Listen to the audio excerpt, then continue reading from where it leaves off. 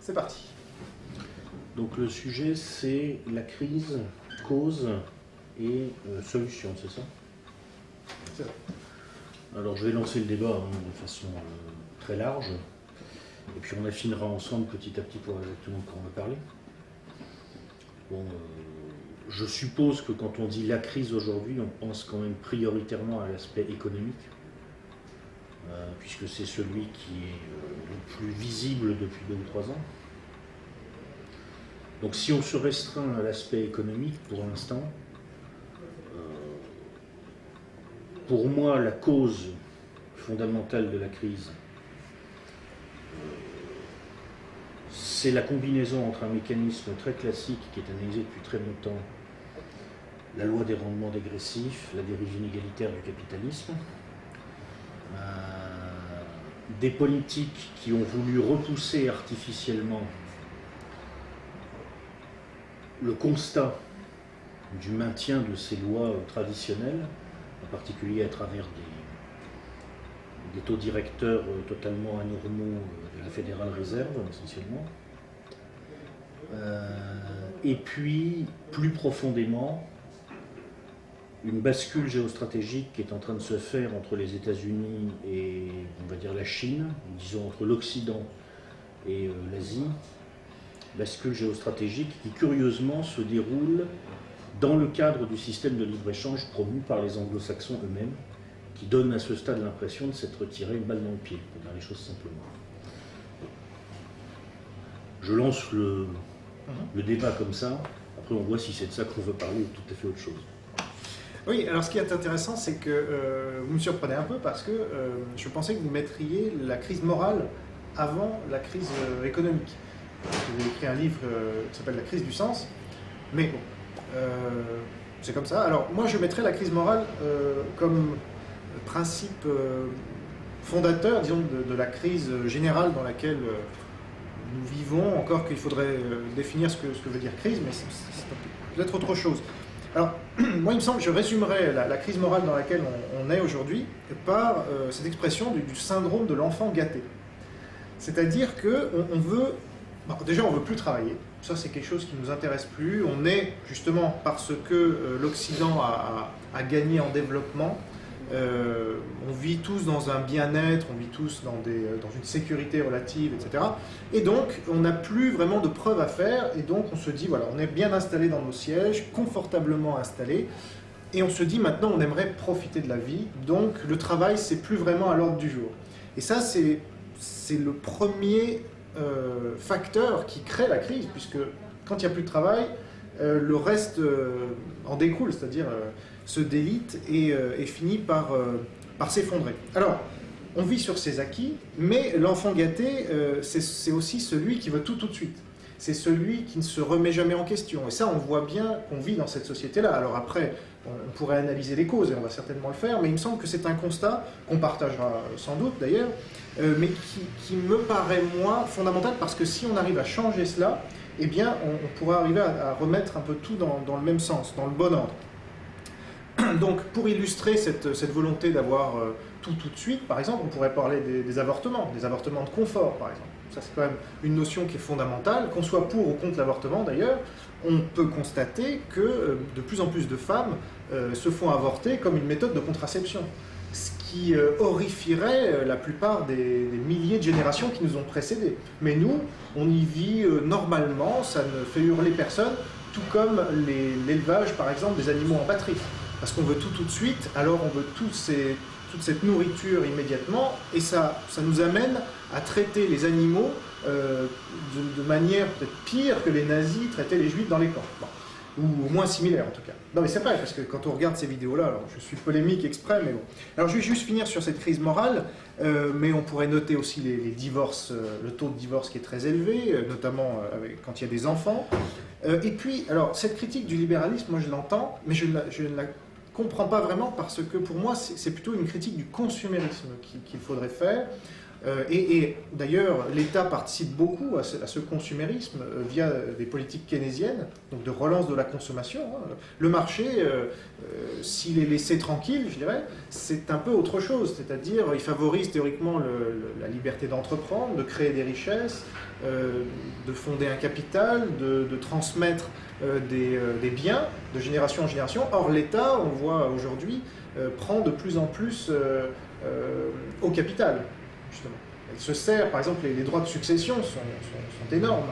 Le poids de l'État dans le PIB est de 56%, alors qu'il était de 34% sous le général de Gaulle. Donc là, on constate, pour l'instant on est dans le constat, on constate une inflation de l'État qui va avec une inflation des effectifs de fonctionnaires et des syndicats, même si proportionnellement il y a de moins en moins de personnes qui sont syndiquées, mais les syndicats ont de plus en plus de poids, ne serait-ce que moralement aussi dans la société, parce qu'ils sont là pour défendre des droits acquis, donc en fait ils sont réactionnaires, et on nous dépeint toujours le réactionnaire comme le vilain gars de droite, mais les forces les plus réactionnaires sont plutôt des gens de gauche. Alors je vais terminer sur ce point, mais généralement, voilà, le constat, moi je dirais une infantilisation générale, qui vient de ce syndrome de l'enfant gâté, c'est-à-dire que l'État étant très présent, les gens sont déresponsabilisés aussi, et ne font plus même ce qu'ils aimeraient faire, puisqu'ils préfèrent, 3/4 des jeunes aujourd'hui, quand vous leur demandez, il y a des sondages, veulent devenir fonctionnaires.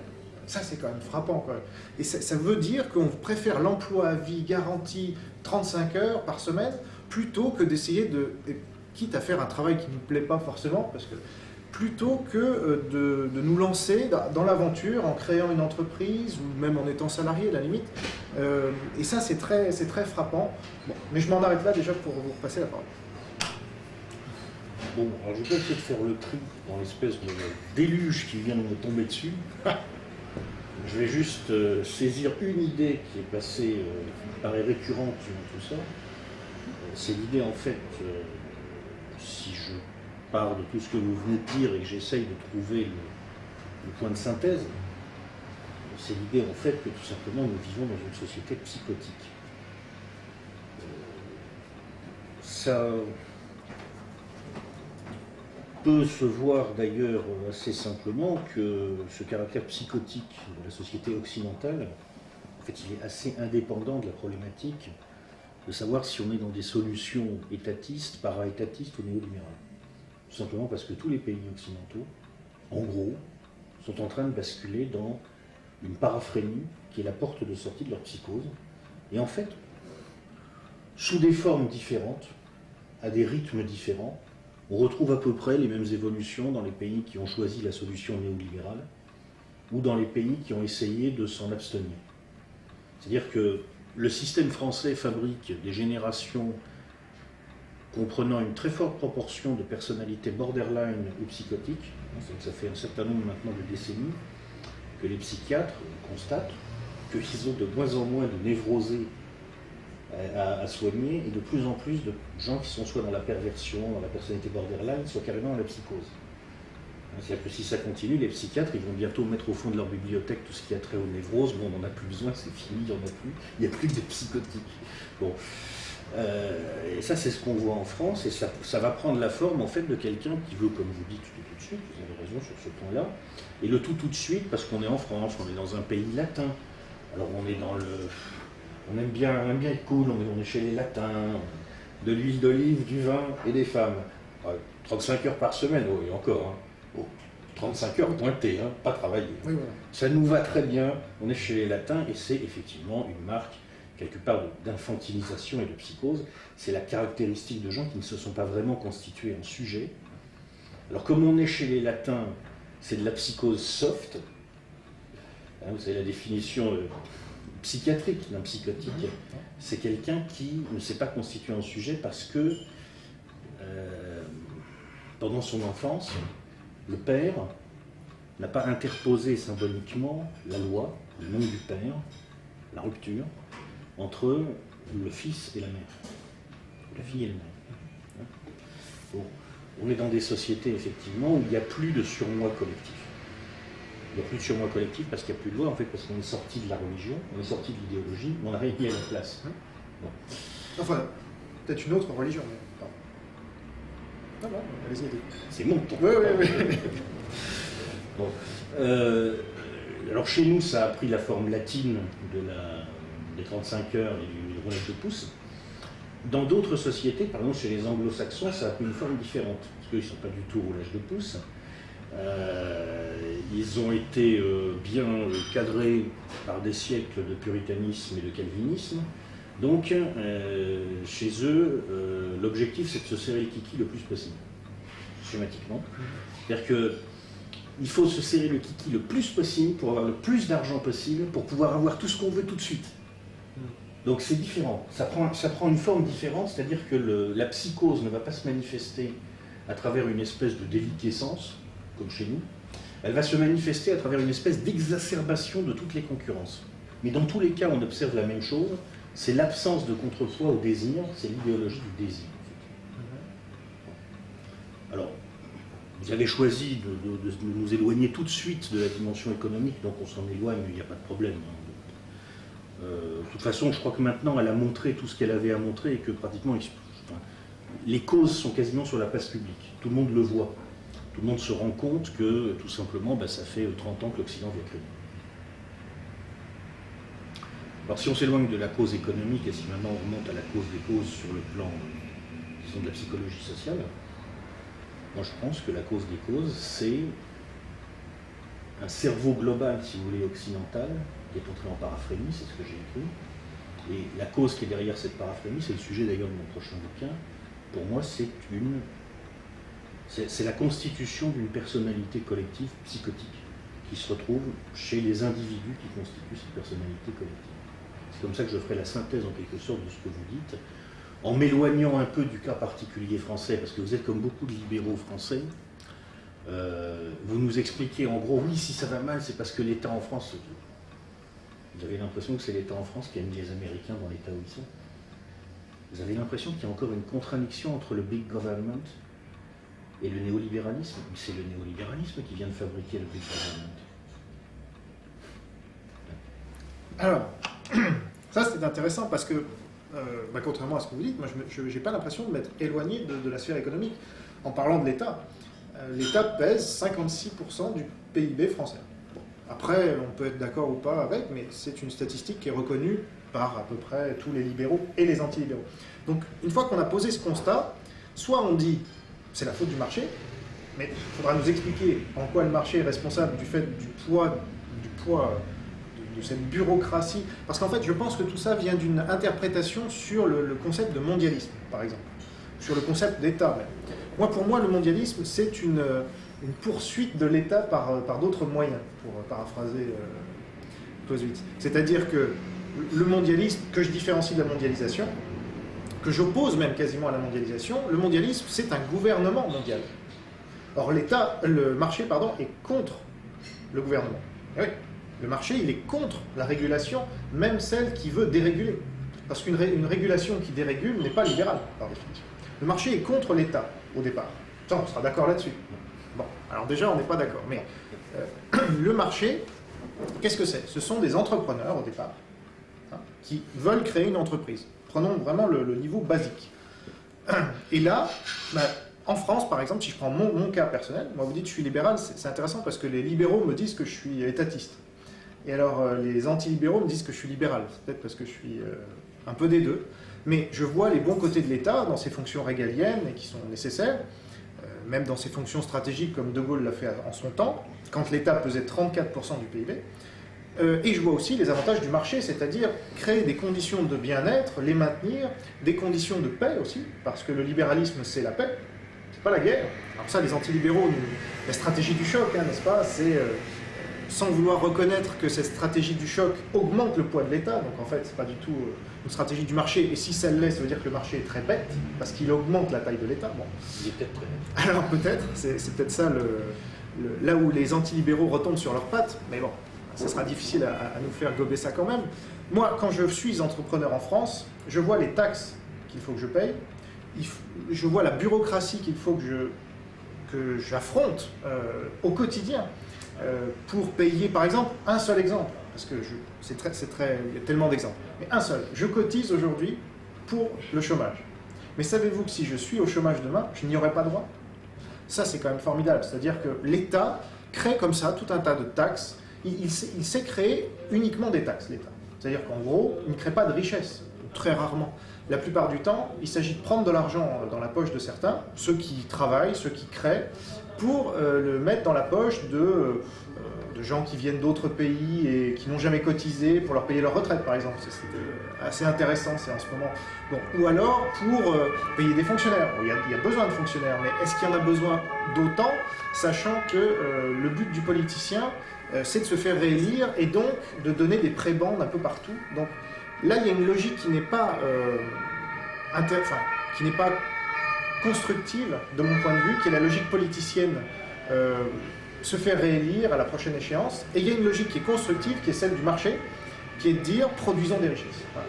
Ça, c'est le premier. Alors après, il peut y avoir des dérives, mais souvent l'État alimente, voire augmente ces dérives. Pour parler de la crise des subprimes, si on veut analyser cela d'une manière un peu objective, je pense, il faut se rendre compte que la crise des subprimes vient de l'État américain. Du fait que par discrimination positive, qui n'est pas quelque chose du marché, on a voulu permettre à des gens pauvres d'accéder à la propriété, surtout parce qu'ils étaient noirs ou latinos, il faut reconnaître les choses, et donc on a créé une bulle. Et cette bulle a éclaté forcément, et donc se sont retrouvés sur le carreau un certain nombre de gens. Donc ça, c'était les Freddie Mac et Fannie Mae, si je ne me trompe pas. Bon, on ne peut pas accuser le marché de tout ce que l'État ferait mal. Vous savez, c'est comme quand tout va bien, les politiques, c'est grâce à eux, et puis quand tout va mal, c'est la faute de l'État ou du temps ou je sais pas quoi. Bon, non, il faut se responsabiliser, et je pense que l'État pousse à la déresponsabilisation quand le marché pousse à la responsabilisation. Quand vous créez une entreprise, vous devenez responsable des emplois que vous créez éventuellement, de vos sous-traitants, des factures, etc. Alors que quand vous êtes un fonctionnaire, de quoi êtes-vous responsable? Vous ne pouvez pas vous faire virer, rien que ça déjà. Donc moi, il y a une crise morale là aussi, en ayant donné, par exemple en Suisse, il n'y a plus de statut de fonctionnaire. Aux États-Unis, les juges sont élus. Voilà des mécanismes qui me paraissent sains, parce que dès lors qu'on dit telle catégorie de la population ne peut pas être virée, quoi qu'elle fasse, elle peut juste être déclassée au pire et mise dans un autre service au mieux. Ben là, on a une crise parce qu'on fait s'opposer deux parties de la population, et ça ne peut mener qu'à la guerre civile si on laisse les choses se produire. Voilà. Alors, je vais commencer par répondre sur quelques points de détail. D'abord, la cause des subprimes, ce n'est pas la discrimination positive. Les subprimes n'ont pas été faits principalement dans une perspective de favoriser la discrimination positive. Ça, c'est un prétexte qui a été mis en avant pour le vendre au public américain. Les subprimes ont été faits, l'évolution de la réglementation, en fait la suppression de la réglementation sur ces questions-là, qui ont rendu possible le fait de prêter à des gens auxquels avant on ne pouvait pas prêter, ça vient juste après l'abolition de la loi Glass-Steagall. Donc qu'est-ce que ça implique? Ça implique qu'il va y avoir un gonflement des actifs, qui en partie sont toxiques, dans les banques commerciales, au moment précis où les banques d'affaires peuvent enlever en quelque sorte la frontière, la muraille de Chine entre elles et les banques commerciales. Donc c'est une machine à amener du capital aux banques d'affaires. Donc on analyse un petit peu qui a fait ça, étant donné que si vous voulez, les gens qui ont fait ça, essentiellement c'est l'écurie d'un monsieur qui s'appelle Robert Rubin. Robert Rubin, c'est quelqu'un qui a inventé une grande partie des outils qui ont été ensuite utilisés pour titriser les subprimes. Quand il était, alors si ma mémoire est bonne, c'est Salomon Brothers au départ. Ensuite, il passe comme, je ne sais plus si c'est conseiller, je ne sais plus s'il est président du conseil du cercle des conseillers du président ou quelque chose comme ça. Enfin, il est dans l'administration Clinton, je ne sais plus exactement à quel poste, et c'est lui qui promeut l'abolition de la loi Glass-Steagall. Puis ensuite, quand il quitte l'administration, après le départ de Clinton et l'arrivée de Bush, il va se faire recaser comme conseiller hors organigramme de Citigroup, où il va participer à l'explosion du bilan de Citigroup en utilisant en particulier la titrisation sur les subprimes. C'est ce qui explique qu'à l'automne 2008, la capitalisation boursière de Citigroup, si ma mémoire est bonne, est divisée par 6 ou 7. Enfin, c'est impressionnant, quoi. C'est une implosion totale. Sur des ordres de grandeur, si vous voulez, c'est des entités privées. Il ne faut jamais le perdre de vue aujourd'hui quand on oppose l'État et le privé. C'est qu'on a des entités privées qui sont plus grosses que des États. C'est-à-dire que la problématique a tendance à se déplacer aujourd'hui, quand vous parlez, ce sera mon deuxième point, de l'opposition entre les entrepreneurs et les bureaucraties. C'est qu'il y a toute une bureaucratie privée qui s'est développée et qui est énorme. Goldman Sachs, c'est, je crois, 30 000 collaborateurs. Et ça, c'est simplement la maison mère. Vous avez derrière cette bureaucratie privée qui emploie des centaines de milliers de personnes, dont il ne faut pas oublier qu'elles sont rémunérées à des tarifs qui n'ont rien à voir avec les tarifs des fonctionnaires français. Vous avez derrière toute une économie artificielle qui s'entretient. C'est-à-dire que la problématique de la vampirisation de l'économie réelle et de l'effort réel, c'est-à-dire la vampirisation du travail, par la sphère spéculative, la sphère artificielle, prédatrice, c'est aujourd'hui largement déplacé. En France, effectivement, du point de vue d'un entrepreneur français, compte tenu de la façon dont les choses fonctionnent en France, le gars peut encore dire en gros que le vampire qui lui suce le plus le coup, c'est encore probablement l'État. Mais il y a des pays où c'est plus le cas. Aux États-Unis, c'est pas l'État qui est là à cheval sur le dos des gens en train de leur sucer le sang. C'est ce big business qui est en fait en train de se constituer en big government. Et cet ensemble qui est en train de former, comment je vais appeler ça? On pourrait presque appeler ça l'alliance objective de tous les parasites. Certains publics, d'autres privés. Les plus, à l'échelle globale de l'ensemble de la sphère occidentale, les plus puissants aujourd'hui et les plus prédateurs, pas forcément en France, mais à l'échelle globale de l'Occident, de loin, ce sont des parasites privés qui sont regroupés d'ailleurs dans des cartels qui finissent par prendre le contrôle des États. Par exemple, pour continuer sur ce thème-là, sur le caractère fallacieux de cette opposition publique-privée qu'on fait aujourd'hui, on va nous expliquer que Goldman Sachs, Citigroup sont des entreprises privées. Par contre, l'État américain, c'est l'État, c'est public. Manque de chance. Vous regardez qui a le pouvoir à l'intérieur de l'État américain. C'est des gens qui viennent tous de Goldman Sachs et de Citigroup. Et vous regardez dans Goldman Sachs et Citigroup qui a le pouvoir, c'est des gens qui viennent tous de l'État américain et pour cause ils passent leur temps à passer d'un côté à l'autre. Alors, on est d'accord là-dessus. Ce que ça implique, c'est qu'il faut se demander à un moment d'abord si le marché existe encore aujourd'hui. Et ce sera le troisième point. C'est-à-dire, à partir du moment où vous arrivez dans un système où on vous explique dans les journaux, les marchés sanctionnent tel ou tel pays pour sa dette publique. Quand vous savez que le régulateur du marché est privé sur les warrants, sur la dette publique, et c'est Goldman Sachs, que vous voyez ce que fait Goldman Sachs par ailleurs, vous rigolez, quoi. Mais il n'y a plus de marché, ce n'est pas les marchés qui sanctionnent qui que ce soit ou quoi que ce soit. Ce sont des organisations qui se sont emparées des fonctions de l'État, des fonctions régaliennes, y compris les fonctions en fait, de réglementation économique, si vous voulez. Alors, ils n'ont pas toutes les fonctions régaliennes, il ne faut pas exagérer. Ils commencent sérieusement aux États-Unis à être en train de mettre la main sur les juges. Il ne faut pas oublier que le problème, c'est que quand vous avez des juges qui sont élus, ils ont besoin d'argent pour faire campagne. Le problème, aujourd'hui, ne peut plus être posé dans ces oppositions simples, État, marché, privé, public. Maintenant, à l'origine, si on remonte, ça c'était mes 3 points. Maintenant, si on remonte aussi en amont, le marché a toujours eu besoin de l'État pour s'organiser. Et l'État, au sens contemporain, l'État, entre guillemets, régulateur des libéraux non libertariens, il est très largement issu des recommandations formulées par les grands acteurs du marché au début du XIXe siècle. C'est Guizot, c'est cette école-là.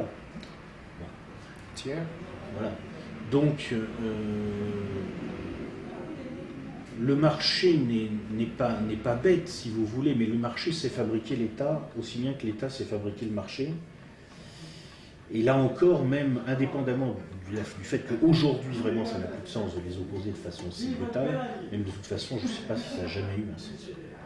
Maintenant, je vais faire la synthèse un peu de tous ces éléments épars que j'ai essayé de reprendre dans votre discours. La question qu'il faut se poser, aujourd'hui, la grande question, c'est cette évolution qui est à la racine, à mon avis, de la crise. Et je ne sais pas si j'ai pensé à appuyer sur le bouton. Ah là, le temps est le vôtre. C'est moi qui ai appuyé sur mon bouton. Donc, cette évolution qui est à la racine de tout, est-ce qu'elle est automatique? C'est-à-dire, est-ce que le passage de société de la loi,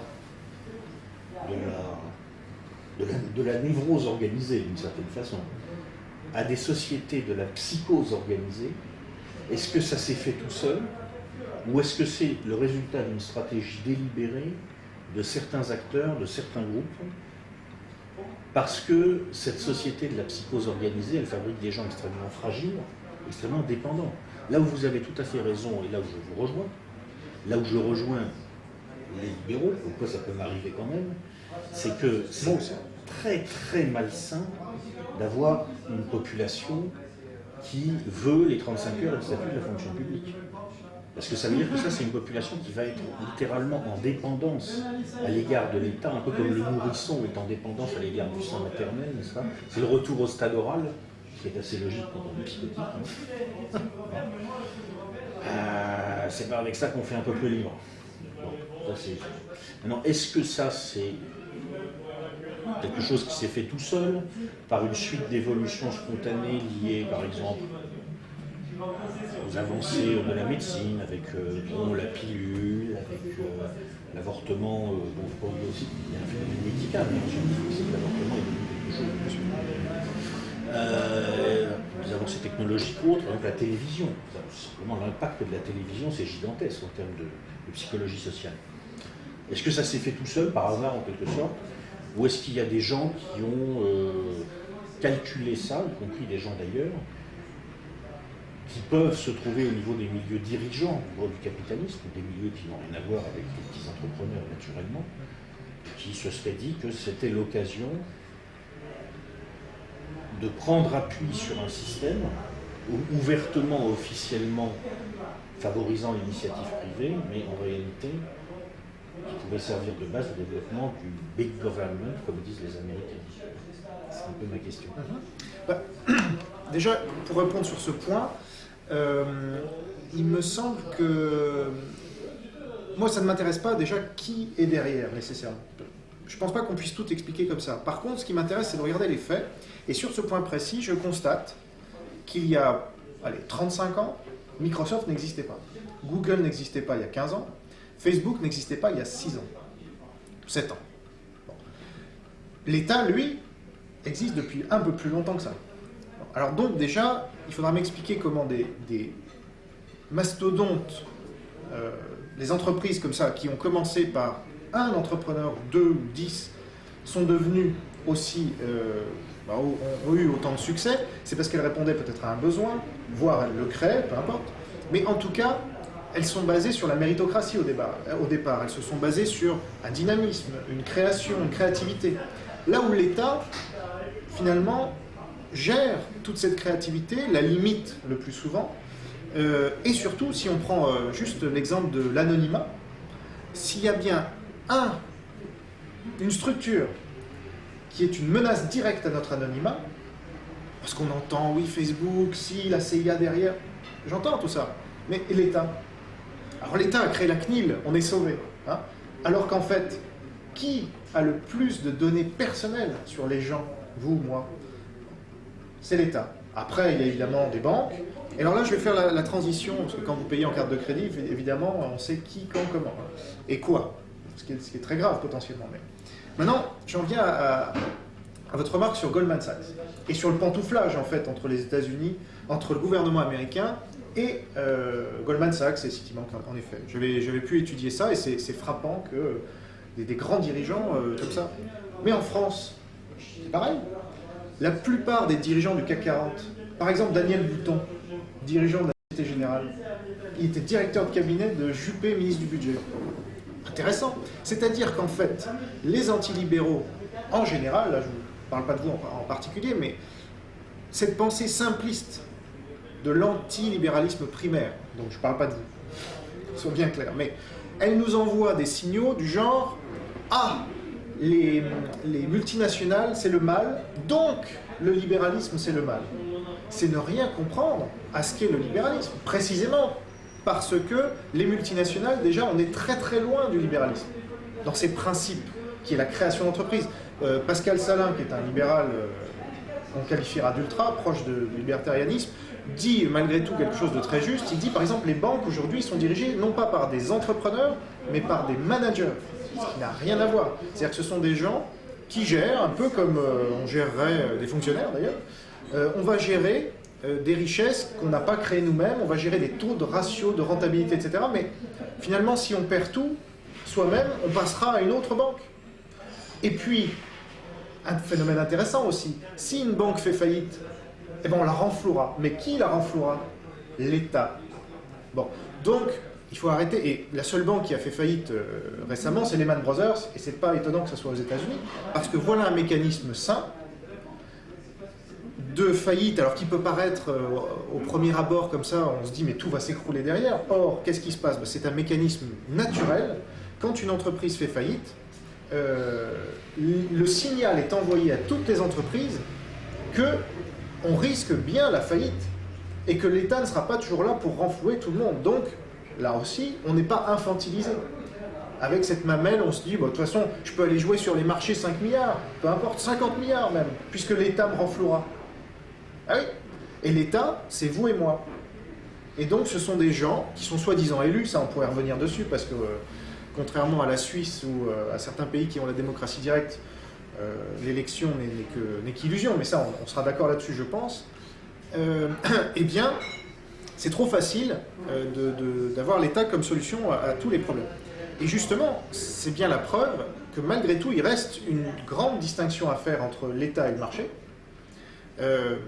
ne serait-ce que par ses principes, et c'est pour cela que je pense, si on veut arriver un peu à des solutions, on avance dans le débat, moi ce qui m'intéresse, c'est finalement, bon, cette crise, on la constate, on est d'accord, on n'est pas d'accord sur les raisons, sur les causes, bon, mais comment en sortir d'une part, et avec quelle solution? Donc moi, ce que je préconise, c'est déjà une baisse drastique de l'État, mais drastique du poids de l'État. Vous parliez de Goldman Sachs qui a 30 000 employés. L'éducation nationale française, hein, là on n'est pas dans un des plus grands pays du monde, on est en France, 60 millions de personnes, 65 allez. Plus d'1 million de personnes sont fonctionnaires à l'éducation nationale. Et là je ne parle pas du ministère, je parle en général. Est-ce que c'est normal? Et on a appris ce matin par France Info, Jean-François Probst, qui nous explique, et ça sort comme ça, voilà, aucun média n'en a jamais fait état, mais ça sort comme ça, 20 ans après, que dans les années 90, avant les années 80, avant la loi sur le financement des partis politiques, M. Probst, qui était conseiller de Jacques Chirac, nous dit que 40 000 professeurs, enseignants, n'étaient peut-être pas en train d'enseigner, mais étaient peut-être en train de militer pour le Parti socialiste, payés par vous et moi. De qui se moque-t-on?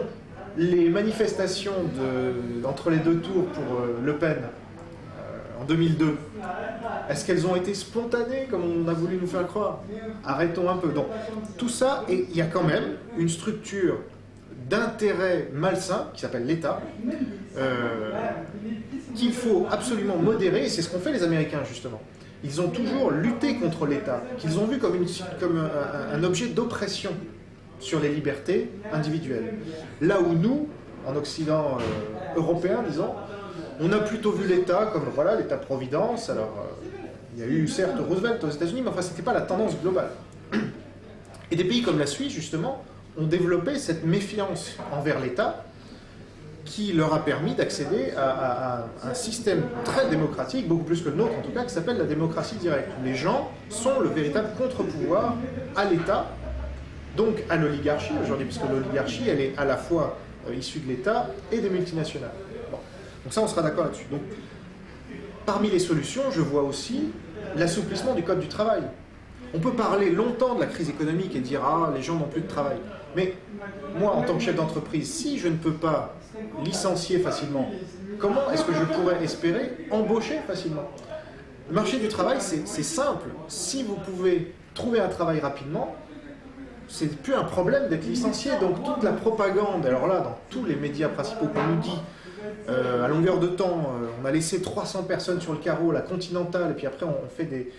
on donne la parole à ces chers casseurs en leur disant quand même, vous allez fort. Ah oui, mais monsieur, on nous laisse sur le carreau, parce que ces gens-là, dans le syndrome d'infantilisation globale, considèrent qu'ils sont des fonctionnaires. Donc ils ont droit à l'emploi à vie. Et ceux qui les en privent sont des salauds. Bon, salauds de patrons, hein, c'est fameux. Or, la réalité, c'est que l'emploi à vie, c'est fini, même au Japon, qui était pourtant le sanctuaire de l'emploi à vie, et que donc, il faut changer de métier, et c'est très bien, à condition d'être formé, et donc il faut mettre en place, l'État, lui, son rôle, oui, ça peut être de mettre en place ces éléments de formation, et peut-être même, allons, rêvons un peu, moi, j'ai une grande... je ne sais pas si c'est une solution, mais enfin, je pense que tous les emplois qui sont inhumains, comme les emplois de caissier ou les emplois... et qui peuvent être soit robotisés, soit délocalisés, doivent l'être. Voilà. Et que tous ces gens-là, au lieu de faire des emplois qui les déshumanisent, doivent être formés pour faire quelque chose qui leur plaît déjà, et quelque chose dans lequel ils gagneront peut-être plus d'argent, seront plus épanouis, etc. Voilà. Bon, je m'en arrête là, mais on peut passer, je pense, aux solutions maintenant. Alors, d'abord, moi j'ai un petit peu l'impression que vous faites une confusion entre libre entreprise et libéralisme. Le libéralisme ne se confond pas avec la libre entreprise. On peut très bien imaginer des systèmes qui ne sont pas libéraux et qui tolèrent la libre entreprise. On peut très bien imaginer des systèmes qui tolèrent la libre entreprise et qui ne sont pas libéraux. Le libéralisme, c'est d'abord l'affirmation d'une neutralité axiologique de la puissance régulatrice, du droit comme instrument de régulation unique, et ensuite on laisse faire les acteurs en partant du principe que leur rationalité va les amener à optimiser collectivement leurs choix. En ce sens, le libéralisme, ce n'est pas la libre entreprise, c'est pas pareil. La libre entreprise est une caractéristique qui est souvent associée, en théorie du moins, au libéralisme, mais c'est pas pareil. Donc je pense qu'il y a quand même un très gros déficit là de définition en amont de la réflexion. Mais disons qu'on n'est pas d'accord. Non, je ne crois pas. Je crois qu'il y a vraiment un déficit de définition, c'est-à-dire que la nature même de ce qu'est le libéralisme ne semble pas totalement prise en compte dans votre discours. Ensuite, concernant les solutions, ça c'était juste une remarque. Je ne vais pas rentrer après en détail dans tout ce que vous avez dit, c'est pas la peine. Ça c'était juste une remarque. Après, concernant les solutions. Alors, bon, moi ce qui me fait rire aujourd'hui, c'est quand j'entends des gens qui posent encore le problème dans les termes du diagnostic action corrective. Ça c'est un discours de contrôle de gestion, c'est mon métier. Il y a un moment, si vous voulez, où dans une entreprise, un contrôleur de gestion peut arriver pour dire « Écoutez les gars, c'est pas la peine de me demander les actions correctives qui permettent le retour à la trajectoire, parce que c'est pas possible. Il n'y a pas de retour à la trajectoire possible. C'est le point de non-retour. On est parti en vrille, et maintenant, la seule question, c'est comment on va s'organiser pour se cracher en douceur. On en est là. C'est-à-dire que c'est relativement amusant d'entendre, si vous voulez, ce genre de discours, alors que la réalité de la situation, c'est qu'on a une société dont le cadre, en termes de psychologie sociale, a produit des personnalités borderline et des psychotiques en série, une société qui ne tient plus que par la consommation,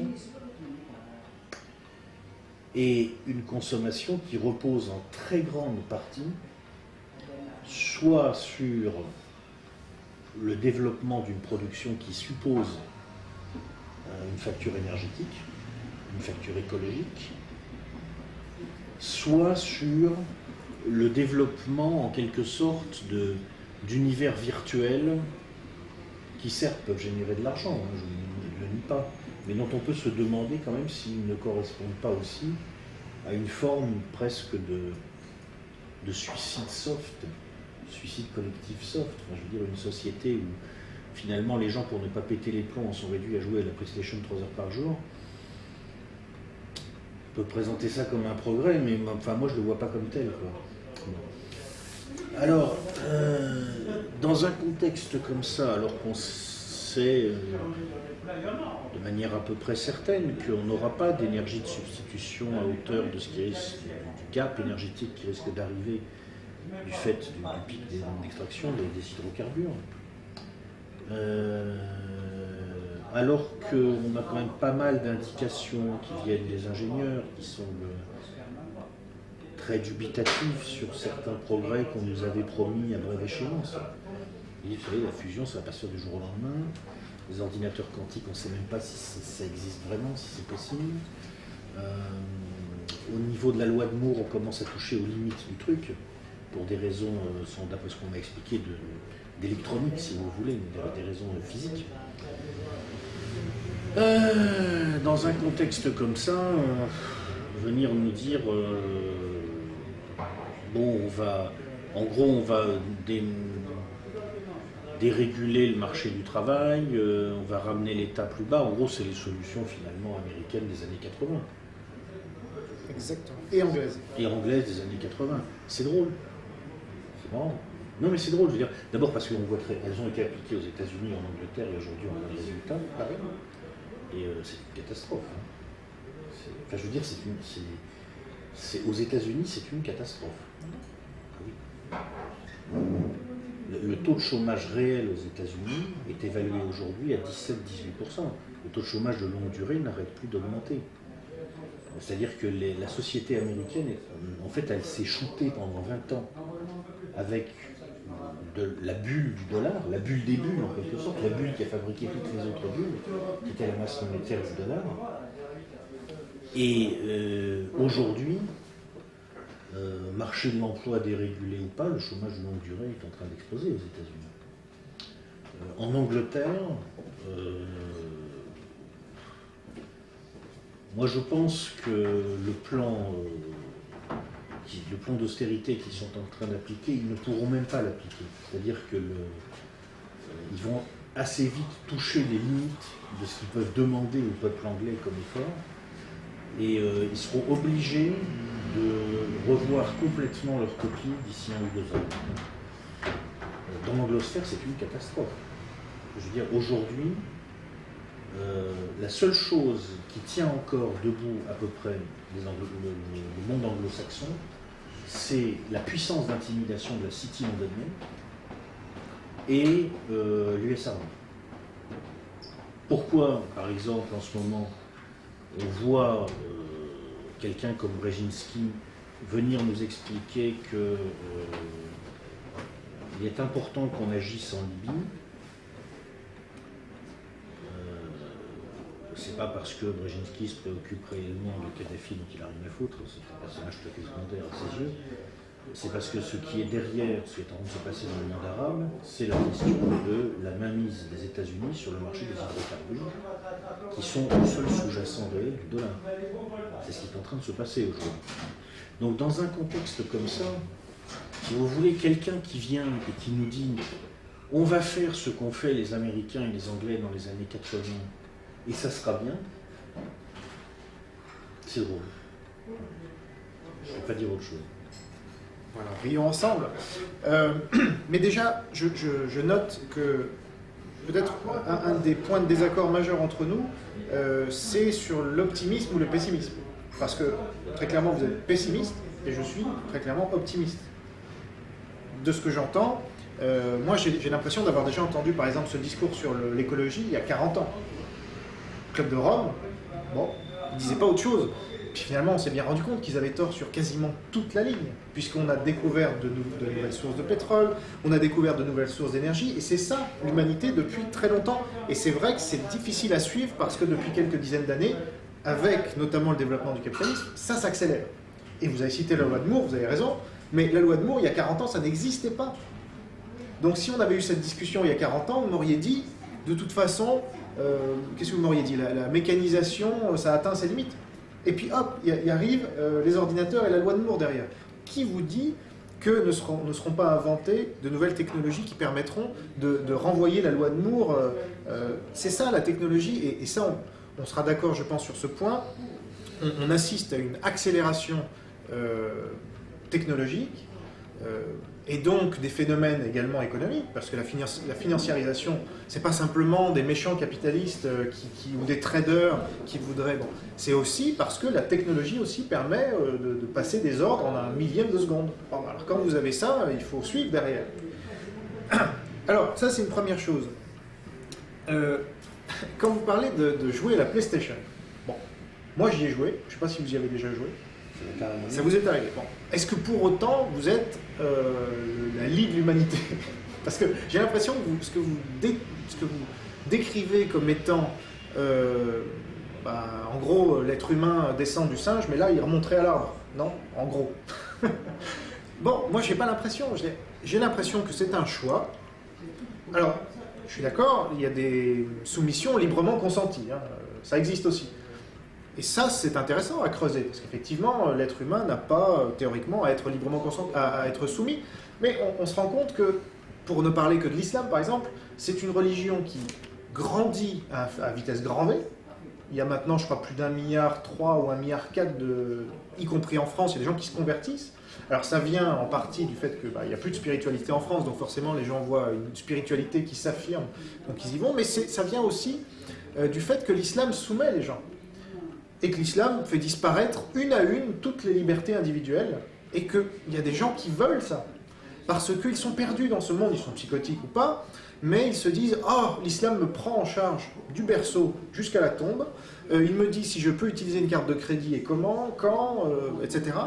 Donc je n'ai plus de questions à me poser. » Et c'est ça aussi la force d'une idéologie comme l'islam. Donc il y a une demande aujourd'hui, comme on veut être fonctionnaire, on veut être musulman. J'ai l'impression, parce que c'est la facilité, voilà. Être musulman, ça prend une phrase. Bon, je ne veux pas rentrer dans un débat qui nous mènerait loin, mais c'est un peu mon sentiment, c'est-à-dire que la responsabilité, c'est dur. Quand vous dites les États-Unis et l'Angleterre ont échoué finalement, c'est ce que vous dites. Ils ont échoué dans leur réforme, hein, soit d'accord. Alors rappelons-nous de ce que c'était les États-Unis en 1980, parce que c'est là où Reagan est arrivé, où il a dit bon. Alors déjà il y avait les communistes en face. Et on peut penser ce qu'on veut de Reagan, mais enfin, il n'est quand même pas pour rien dans la chute du communisme, donc ça on peut lui mettre à son crédit malgré tout. Et puis, rappelez-vous, il y avait le Japon. Le Japon, c'était l'ennemi de l'Amérique et du monde. D'ailleurs, il commençait à tout racheter. Il y a le phénomène Sony qui rachetait la tour, qui rachetait la MGM, etc. Et là, les Américains se sont dit, bon, ça marche plus notre truc. Ils n'achètent plus nos voitures. Ce sont les Japonais maintenant qui vendent les leurs. Et au lieu de se dire « Oh, c'est terrible, on est foutu, on est mort, et puis à quoi ça sert finalement, tout ça », ils se sont dit c'est peut-être qu'on s'est planté. Et ça, c'est une force du libéralisme, c'est de se remettre en question. Et d'ailleurs, c'est la force de tout individu, qui est libéral ou pas, qui se remet en question. Par rapport à celui qui est soit dogmatique, alors certes, il peut avancer aussi plus vite, mais enfin, généralement, il se prend aussi des murs plus vite. Soit, voilà, il faut rester à l'écoute et se remettre en question. Donc, moi, je serais toujours plus proche d'une idéologie flexible comme le libéralisme, qui se remet en cause. Là, ce que fait Gordon Brown, c'est qu'il supprime 500 000 fonctionnaires, si j'ai bien suivi. Bon, en Suisse, ils avaient supprimé le statut de fonctionnaire. C'était encore mieux. Mais enfin, je pense qu'en France, une des premières mesures, si vous voulez peut-être même supprimer la dette, ça serait de supprimer 1 million de fonctionnaires, comme ça. Voilà. Alors après, vous me direz, qu'est-ce qu'on fait de ces fonctionnaires-là? Attention. Mais je pense que au-delà, on pourrait même supprimer le statut de fonctionnaire et dire, ben maintenant, vous allez fonctionner au mérite, comme tout le monde. C'est la vie, le mérite. Voilà. Et ça me paraît essentiel parmi les solutions. Alors, vous avez parlé aussi du point de non-retour. Bon, bah encore une fois, c'est le Club de Rome, c'est dans 30 ans, plus de ressources, donc bon.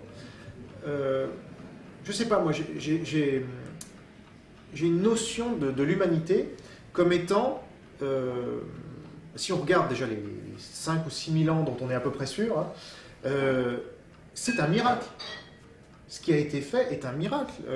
Qui, il y a 5 000 ans, aurait pu dire qu'aujourd'hui on en serait là? C'est-à-dire, même si on se projette dans 5 000 ans, bon, pourquoi ne pense-t-on pas qu'on va pouvoir coloniser d'autres planètes? Dès lors, les ressources sur la Terre seront déjà plus relatives. Et puis, la technologie et d'autres inventions auront peut-être permis de nous passer complètement du pétrole à tel point que ce sera une commodité comme une autre. Bon. Qui peut le dire? Donc, quand vous parlez de point de non-retour, moi j'ai envie de vous dire, mais qu'est-ce qui vous permet de l'affirmer de manière aussi péremptoire? On n'en sait rien. Et justement, l'avenir, ça a été décrit par un certain nombre de sociologues et d'économistes, même dans le Signe Noir par exemple. Qui peut prévoir l'avenir? Sachant qu'un événement, un seul, peut bouleverser toutes les prévisions qu'on pouvait faire simplement en prolongeant les courbes. Ça, c'est la base. Donc je pense que gouverner, c'est prévoir, et donc il faut être conscient de ce qu'est prévoir. On ne peut pas prévoir les choses en se disant bah, on va prolonger des courbes, parce que tous ceux qui ont fait ça se sont trompés, à commencer par ceux du Club de Rome. Et moi, je finirai sur une des solutions, parce qu'il y en aurait beaucoup, mais il me semble que le cadre institutionnel de la démocratie directe, qui est en fait une démocratie semi-directe, parce qu'il y a encore le Parlement, me paraît être une des solutions évidentes pour rendre le pouvoir au peuple et qu'il soit lui-même plus éclairé, c'est-à-dire qu'à l'occasion de chaque vote, il peut prendre conscience des sujets qui lui sont soumis, non pas que par les gouvernants, mais aussi par ses propres concitoyens. Et là, on sort du débat de personnes, dans lequel on baigne en France, et on voit encore Marine Le Pen, première des sondages, voilà. C'est que ça, la France, et c'est pas étonnant que les gens se détournent de la politique. Alors, s'ils avaient vraiment à décider des questions locales, régionales et nationales, comme le font les Suisses très régulièrement, mais aussi les Américains dans 27 États sur 50, certes pas au niveau fédéral, mais quand même, et de même que les Allemands et les Italiens, le Liechtenstein et quelques pays qui sortent du communisme, là, ce serait un véritable progrès, je pense, parce que la démocratie représentative seule a atteint ses limites et c'est devenu une oligarchie. Voilà. Et l'oligarchie, c'est pas un système qui est satisfaisant pour les démocrates que nous sommes, vous et moi. Ouais. Alors.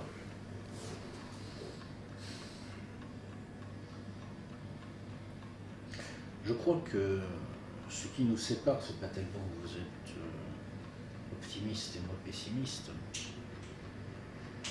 c'est que vous partez du principe, en quelque sorte, qu'il faut réfléchir dans l'hypothèse d'une maximisation de l'espérance de gain si les conditions sont les plus favorables possibles.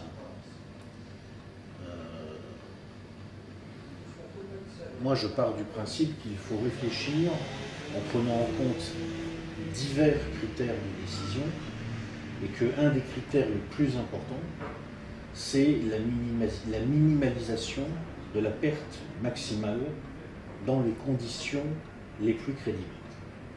Bon, ça, c'est de la théorie de la décision. Ça veut dire, en gros, si vous voulez, que vous connaissez l'adage, la tartine retombe toujours sur le côté avec la confiture. Il faut toujours garder en tête la possibilité qu'elle tombe sur le côté avec la confiture. Alors là, sur le problème énergétique, c'est très difficile de se faire une opinion définitive parce que les spécialistes ne sont pas du tout d'accord entre eux. C'est assez extraordinaire. d'un spécialiste à l'autre, le pic pétrolier se déplace de 20 ans, ou alors il n'existe pas. Bon. Moi j'ai lu Pétrole, la fête est finie. Le gars, en tout cas, a des arguments qui, pour autant que je puisse en juger, ne semblent pas pouvoir être balayés comme ça d'un revers de main. C'est pas le Club de Rome, là. À mon avis, il a des arguments assez sérieux. Et mon interprétation, si vous voulez, des mouvements actuels au niveau des États-Unis, c'est que je ne suis même pas sûr qu'ils aient envie que M. Heimberg ait tort. C'est qu'ils ont peut-être envie qu'il ait raison au moins pour 20 ou 30 ans, pour pouvoir bloquer la Chine et l'Inde.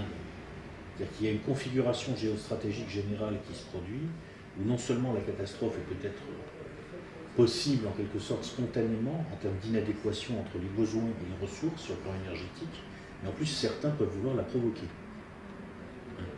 Donc on n'est pas dans la même configuration qu'à l'époque du Club de Rome. Je crois vraiment qu'on ne peut pas faire une analogie.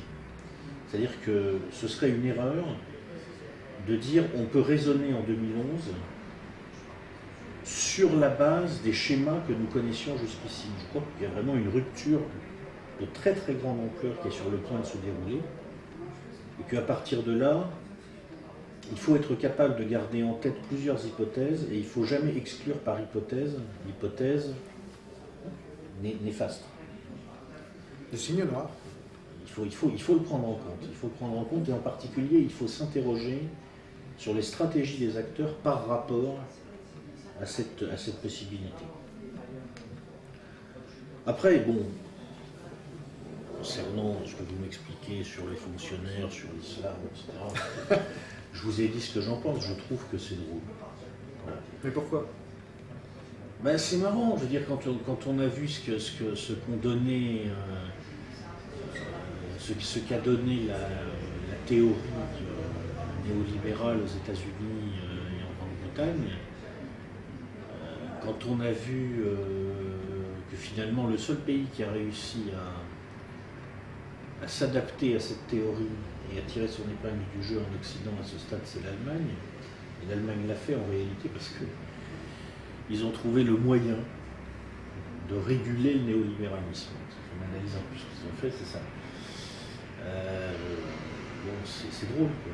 Je veux dire, c'est un petit peu comme si vous voulez, dans un débat en Pologne en 1980, quelqu'un venait dire ce qui nous manque, c'est de l'industrie lourde et du gospel.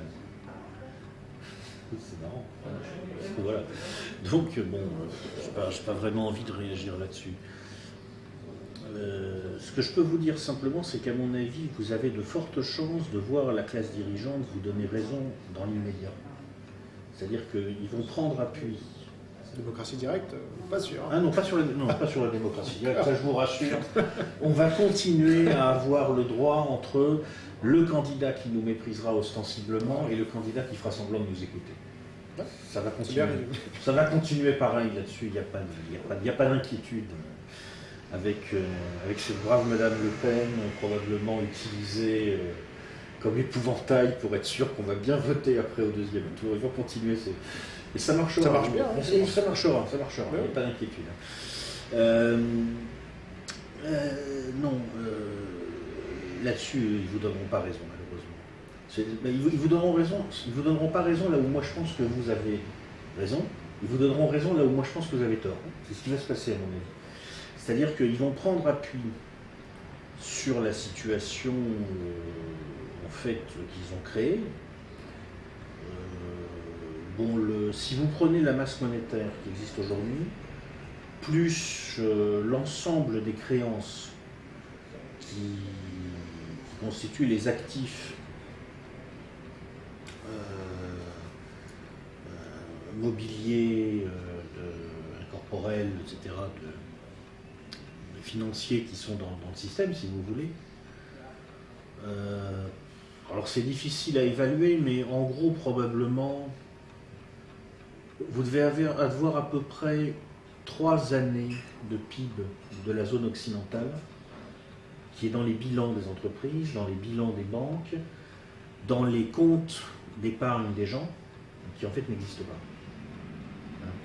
C'est toujours difficile à évaluer précisément parce que pour faire ce type d'évaluation, si vous voulez, il faut connaître la véritable fair value en quelque sorte des choses, c'est pas évident, mais on voit très bien qu'il y a un décrochage énorme entre la quantité d'actifs qui ont été fabriqués par les bulles successives et puis la réalité de ce que valent les choses, de façon intrinsèque si vous voulez. Moi je pense qu'il y a un décrochage de l'ordre de 1 à 2, voire de 1 à 3. C'est-à-dire qu'en fait, l'Occident est 3 fois moins riche que ce qu'il croit.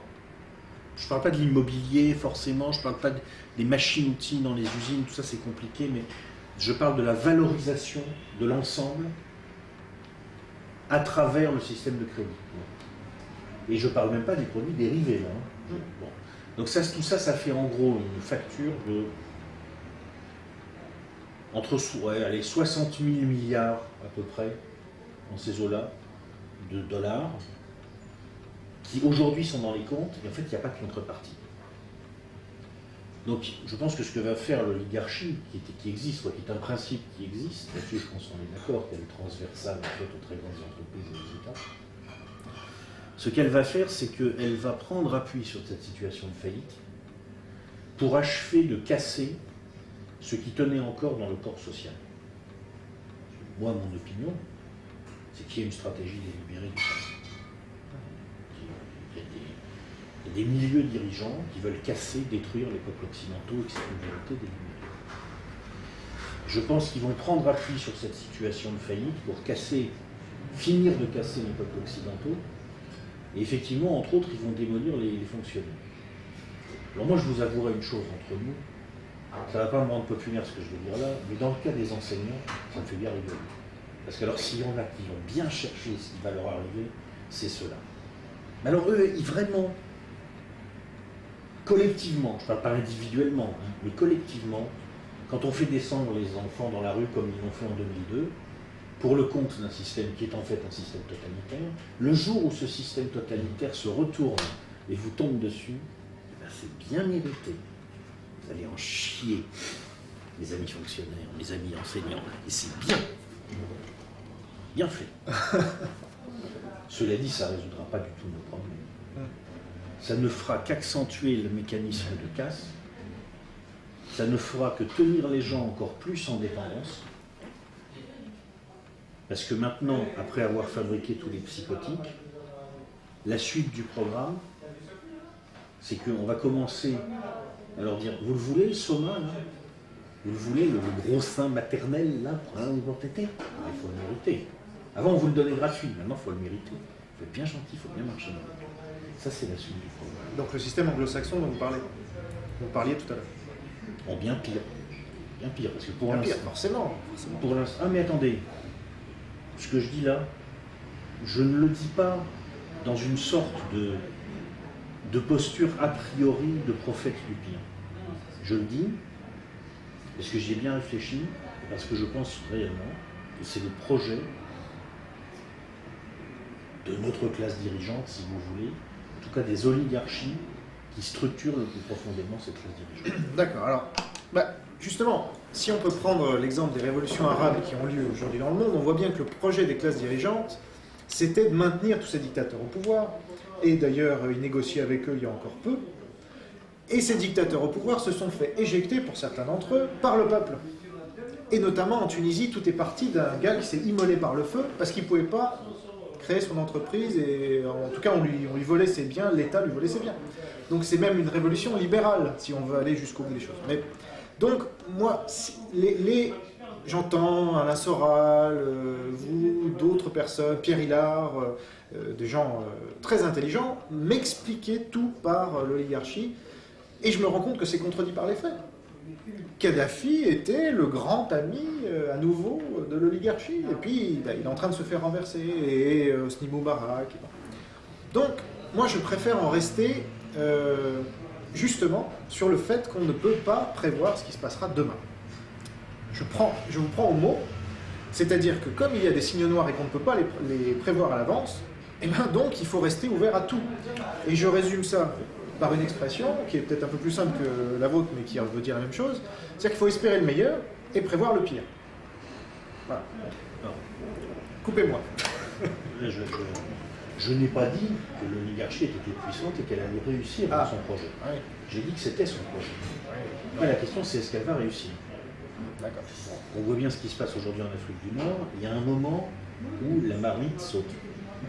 Bon, moi, mon opinion, c'est pour ça que je suis assez pessimiste sur nous, en Occident. Ah oui, vous êtes pessimiste. Oui, sur nous en Occident. Ouais.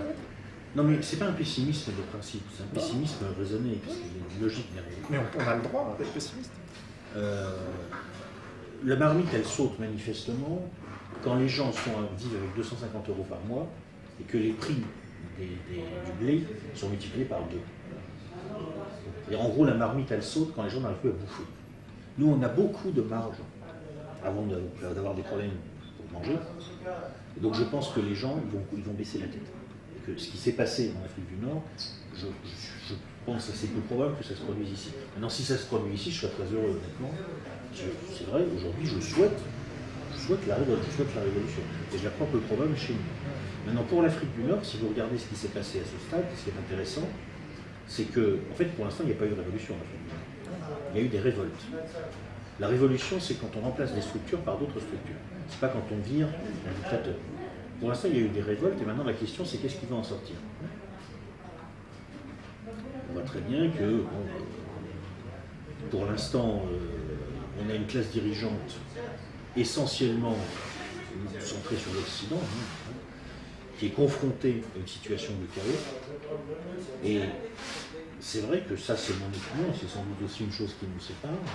Moi, j'espère qu'ils ne vont pas réussir à mettre sous contrôle l'Afrique du Nord. Et je suis, mais alors de tout cœur, avec le peuple tunisien, le peuple égyptien, le peuple libyen, y compris les islamistes, parce que tant que ça se passe chez eux, dans leur monde, pour moi, ils ont le droit de faire ce qu'ils veulent. Oui, sauf que bon, il serait bien naïf de croire que ce qui se passe ailleurs n'a pas de conséquences chez nous. Mais bon, ça c'est peut-être un autre débat. Ne serait-ce que pour parler d'immigration, par exemple. On l'a bien vu, tous ces gens qui débarquent sur nos plages, en Italie ou ailleurs. Bon. Donc, mais moi, je suis du côté du peuple aussi. Je ne sais pas pourquoi ça nous séparerait, non. Mais ce qui nous sépare, c'est plus l'analyse sur l'oligarchie. Parce que moi, il se trouve que je pense que l'avenir va vous donner raison. Dans le sens que, enfin, va vous donner raison, va aller dans votre sens, puisque vous me caricaturez comme un vilain libéral, alors que moi je suis pour un État stratège, c'est-à-dire un État réduit aux fonctions régaliennes, qui protège les intérêts nationaux. Donc déjà, pour ça, il faudrait qu'on sorte de l'Union européenne, ça fait partie des solutions qui me paraissent évidentes, rétablir un certain nombre de frontières, y compris de taxes douanières, et désigner un certain nombre d'industries stratégiques, parce que, il ne faut pas se leurrer, on est dans une guerre mondiale, mais une guerre économique. Donc une guerre des puissances. Et les États-Unis l'ont bien compris, contrairement à la France. L'Angleterre l'a bien compris. C'est aujourd'hui la première détentrice des bons américains, l'Angleterre. C'est pas la Chine, hein. C'est l'Angleterre. Donc il y a un certain nombre... Oui. C'est l'Angleterre ou ce sont les institutions financières basées en Angleterre? Si vous préférez. Enfin, généralement, j'allais contre l'idée reçue, que vous n'avez pas émise d'ailleurs, mais qui veut que ce soit la Chine qui détienne par les partis sensibles les États-Unis. Or, ce n'est pas le cas. Bon. Donc ce que je veux dire, c'est que malheureusement, l'État, moi tel que à moins qu'une cassure de plus en plus forte, l'État va devenir de plus en plus policier. Et on le voit déjà. Que ce soit sur les radars, par exemple. Bon, moi, j'ai un peu étudié cette question avec le livre que j'ai édité sur la question, Les radars, le grand mensonge. L'auteur, qui est un spécialiste de la question, établit très bien que la technologie va permettre d'aller toujours plus loin dans l'identification des gens partout dans la rue, et qu'en fait, on nous parle des caméras de surveillance, mais non, ce sont les radars déjà, les caméras de surveillance, que vous allez multiplier un peu partout, à pouvoir identifier les gens. Bon, il y a tout ce qui concerne la biométrie. Le premier client aujourd'hui des institutions de biométrie, c'est l'État, pas les entreprises. Ça pourrait le devenir dans un deuxième temps, mais imaginez toutes les conséquences que ça peut avoir sur les entreprises, alors que l'État le fait déjà depuis des centaines d'années. D'avoir tout... L'État connaît tout de votre vie. Voilà, c'est ça qu'on oublie dans cette vision irénique, qui est très française d'ailleurs, de l'État, qui serait notre protecteur, qui serait effectivement les deux mamelles au sein desquelles... Donc, moi je pense que malheureusement, il va y avoir un État de plus en plus présent, qui va se justifier toujours plus, et c'est une dérive qu'on constate aux États-Unis d'ailleurs aussi.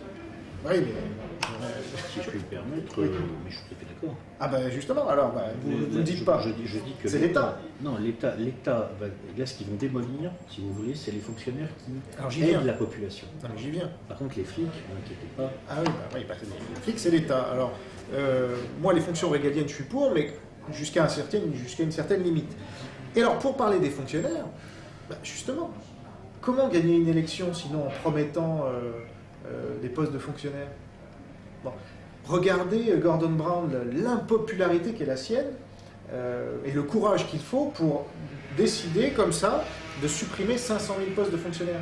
Donc le courage politique, il n'est pas pour demain, ça je n'y crois pas, à moins effectivement d'une guerre ouverte, alors là on passe dans le... Mais aujourd'hui, si effectivement on prolonge les courbes, ce qui n'est pas nécessairement bon, mais en fonction de ce qu'on sait aujourd'hui, il semble qu'il y aura de moins en moins de courage politique et que donc les politiques vont continuer leur petit marchandage avec le communautarisme d'une part. On s'adresse à telle partie de la population en leur disant, voilà, les juifs, les musulmans, les blondes, les nains, je ne sais pas, on va vous donner plein d'avantages, toujours plus d'avantages. Ça, c'est des taxes qui sont prises, c'est du vol légalisé, c'est de l'argent qu'on prend à vous et à moi et qu'on donne à des communautés, à des associations, comme dans Paris avec ce cher Delanoë qui va... Et ça va augmenter parce qu'il n'y a pas de force en face qui permettent, qui empêchent cette dérive qui est naturelle. C'est comme le paquebot qui est lancé à une vitesse et puis il y a l'inertie. Donc malheureusement, moi je ne vois pas aujourd'hui d'hommes politiques suffisamment courageux et peut-être libéral, il faut le dire, pour dire, voilà, il y a trop de fonctionnaires en France. Madelin s'y est essayé, il s'est pris une volée de bois vert, c'est un des ministres qui est resté le moins longtemps au gouvernement. Donc moi, je vois d'ailleurs ce qui se passe à l'Union européenne comme parfois une bonne chose, c'est-à-dire qu'ils arrivent à libéraliser. Prenons France Télécom. Moi, j'ai travaillé dans le secteur des télécoms avant d'être entrepreneur. Eh bien, on nous disait, le secteur des télécoms vont disparaître, ou les prix vont exploser à cause de la déréglementation. Qu'est-ce qu'on a constaté? Le contraire. Attendez. Je peux vous demander de me rappeler combien l'État a payé en 2002 quand il s'est avéré que France Télécom était sur le point de faire faillite? Et je reprends la parole pour vous dire que ce n'est pas le rôle de l'État de maintenir artificiellement un cadavre. Donc il aurait fallu laisser France Télécom faire faillite après sa privatisation. Eh bien pourquoi pas? Parce que tous ces gens-là auraient trouvé un travail instantanément, si et seulement si, évidemment, le marché avait été complètement dérégulé. Et donc, tous ces commerciaux... Mais oui, parce qu'il y avait un besoin à l'époque. Moi, je faisais du porte-à-porte pour vendre de la réduction de tarifs. Et les entreprises, je signais des contrats en porte-à-porte. Parce qu'il y avait un besoin, parce qu'on avait été étouffé par des prix. Imaginez, aujourd'hui, on en est à plus payer les mobiles. Avec Free, ce que sort Free, c'est ça le marché. Et là encore, il y a un oligopole, donc c'est assez limité, mais Free est arrivé comme un chien dans un jeu de quilles, donc il faut laisser la concurrence parce que ça bénéficie au consommateur final. Et l'État, son problème, attendez, je finis juste, l'État, son problème, c'est que ce que ça coûte à l'État, mais ça c'est une expression que je ne comprends pas, c'est comme Sarkozy qui dit je vais donner tant d'argent pour telle cause. Mais en fait, il ne donne rien. Il nous prend de l'argent pour, effectivement, tel ou tel gens dont il veut les voir. Bon, c'est ça la réalité. Donc, quand France Télécom fait faillite, on dit c'est une perte pour l'État. Ou quand l'État renfloue France Télécom, là, c'est une perte pour l'État. Oui, effectivement. Et donc, je ne suis pas pour. Moi, je suis pour que le libre marché puisse gérer ce qu'il sait beaucoup mieux gérer que l'État. Et donc, aujourd'hui, vous vous rappelez peut-être plus, parce que vous êtes jeune, mais les tarifs de France Télécom, que ce soit sur les fixes ou sur les mobiles, c'était, nous on proposait des réductions moins 75%, c'était en 99. Comme ça, en signant juste un papier, en mettant un boîtier. Moins 75%, vous imaginez? Aujourd'hui, je suis désolé, on est dans une société de la consommation et de la communication. On peut être pour, on peut être contre. Moi, j'ai envie de voir aussi les bons côtés de ça. C'est-à-dire, vous pouvez appeler votre grand-mère pour lui fêter sa fête des grands-mères hier soir, voilà. Et elle était très contente. Et si ça vous avait coûté le triple, ou le quintuple, peut-être vous ne l'auriez pas fait. Alors moi je crois que, je veux dire, ce qui est très très drôle dans votre... Oui. Là on a dépassé, mais bon. On va faire la conclusion alors. On fait la conclusion? Oui. On fait la conclusion. Parce qu'on est déjà à 1h10. Bon, excusez-nous, on est bavard. J'aurais pas le temps de dire ce qui était tellement drôle. Ouais. On va passer directement à la conclusion, quelques phrases très simples. Si, allez-y. Dites ce qui est drôle, parce que c'est intéressant. Ce qui est très très drôle, c'est que finalement, quand il y a un progrès technologique et que ce progrès technologique se déroule dans le cadre défini par le libéralisme, les partisans du libéralisme disent « Regardez, le libéralisme, ça marche ». Et quand il y a un progrès technologique, et ce progrès technologique se déroule dans le cadre défini par les keynésiens, comme dans les années 60, les keynésiens viennent dire « Regardez, le keynésianisme, ça marche ». Donc il y a peut-être un moment où il va falloir se demander si en fait ce qui marche, c'est pas tout simplement le travail des ingénieurs. Et que peut-être tout le reste, c'est beaucoup de bruit pour pas grand-chose. Mais il y a ce qui favorise le travail des ingénieurs aussi. C'est vrai, ah, mais attendez. Et ce qui le défavorise. Je ne me suis jamais défini comme un adversaire par hypothèse du libéralisme. En revanche, je suis un adversaire, ça je le dis honnêtement, de ce que devient la pensée libérale entre les mains des monétaristes et des néolibéraux en transe, qui sont en train, à mon avis, et ça sera ma conclusion, de nous entraîner vers une situation hors contrôle, même de leur point de vue.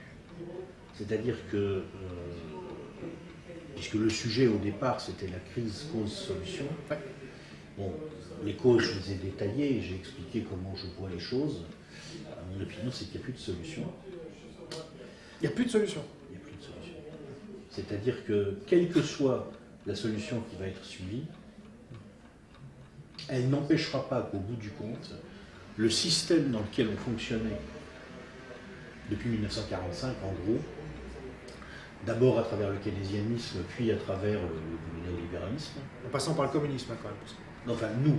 Oui, nous. Il y a eu des ministres communistes. Oui, enfin bon. L'éducation nationale est très puissamment maintenue par les syndicats et par le communisme. On sait très bien que tout ça, ce sont des accords passés en 1945 entre la CIA et... Oh ouais, mais c'est trop facile. Mais c'est évident. Ah bon. C'est évident.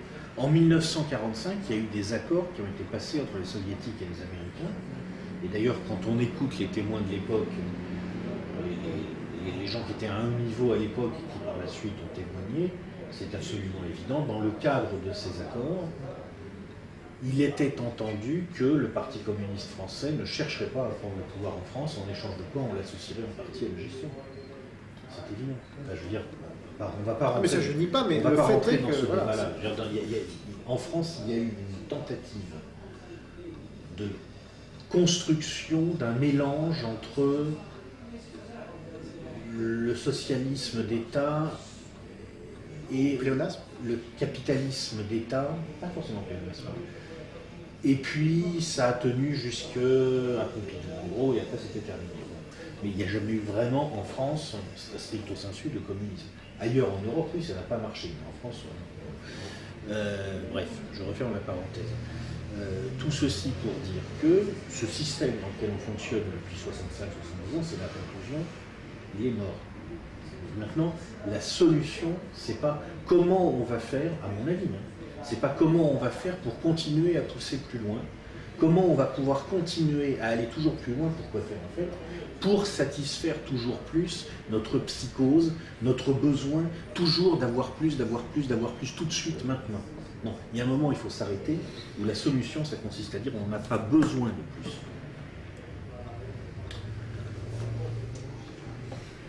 Eh ben, c'est marrant parce que moi je suis d'accord avec ça.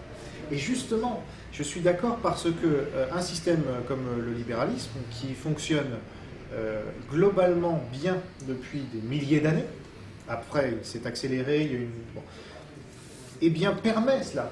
C'est-à-dire que vous pouvez être amiche aux États-Unis par exemple. C'est un système libéral, mais vous pouvez être amiche. Bon, pour ceux qui ne connaissent pas, ce sont ceux qui vivent avec, avec rien et qui poussent les charrues comme quasiment à la préhistoire. Bon. Donc, il faut, je pense, souhaiter le développement du libéralisme là où il n'a pas lieu, notamment dans les pays en développement, parce qu'il permet aux gens de sortir de la misère. Ça, maintenant, on en a la preuve avec la Chine, un pays quand même communiste suffisamment longtemps, et l'Inde, et un certain nombre d'autres pays qui sortent des centaines de millions de personnes de la pauvreté, pas chaque année, mais enfin depuis 10 ou 20 ans. Et la France était sortie aussi de cette pauvreté grâce au libéralisme, mais bon, on l'a un peu oublié. Donc, je pense que ce qui est important, c'est le choix. Effectivement, ceux qui veulent devenir ultra-libéraux, dans le sens où vous l'entendez, c'est-à-dire traders par exemple. Alors que ce sont des employés. Hein. Donc déjà, il y a une contradiction et ils cherchent leur intérêt, certes, mais eh bien qu'ils le fassent. Et puis d'autres qui veulent revenir à des fondamentaux même spirituels. Moi, un ami, c'est une petite anecdote, mais ça parle beaucoup, je trouve. Un ami me disait, regarde ce monde libéral, il est affreux, et il réagissait à une vidéo de Sora, justement. Il dit, Sora a raison, la Défense, c'est horrible. Le quartier de la Défense, il n'y a que des tours, c'est moche, c'est un nouveau camp de concentration à ciel ouvert, etc. Voilà, bah, il me disait ça. Non, c'est pas pire que l'architecture stalinienne. Non, c'est pas pire, mais enfin bon, on s'en rapproche, je sais pas quoi. Ah, c'est du même ordre. C'est du même ordre. Et il me disait, regarde, c'est ça que fait le libéralisme. Ah, pas beau. Et moi je lui dis, mais qu'est-ce qui t'empêche? Alors, ah oui, il rajoutait, à l'époque, on construisait des cathédrales ou des pyramides, ça avait quand même de la gueule, et c'était des choses qui existent encore plusieurs milliers d'années après, alors qu'aujourd'hui, on construit un pont à Millau en disant, ça va durer 40 ans, estimons-nous heureux. Il y a une part de vérité, mais il y a aussi le fait, on met de côté le fait que qui empêche aujourd'hui celui qui le souhaite de monter une entreprise pour créer des cathédrales? Qui l'empêche? C'est simplement la faiblesse, la paresse ou le manque d'envie de gens, ou au contraire les freins qui sont mis par l'État principalement pour empêcher la création d'entreprises libres de se faire, qui fait qu'on n'a pas de construction de cathédrale aujourd'hui. Alors certes, il n'y a plus l'esclavage non plus, mais ça c'est encore autre chose.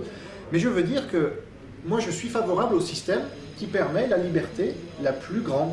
Et je conclurai là-dessus, les États-Unis ont quand même permis un certain nombre de choses, dont Internet, que nous utilisons tous aujourd'hui, et encore une fois vous nous regardez sur Internet.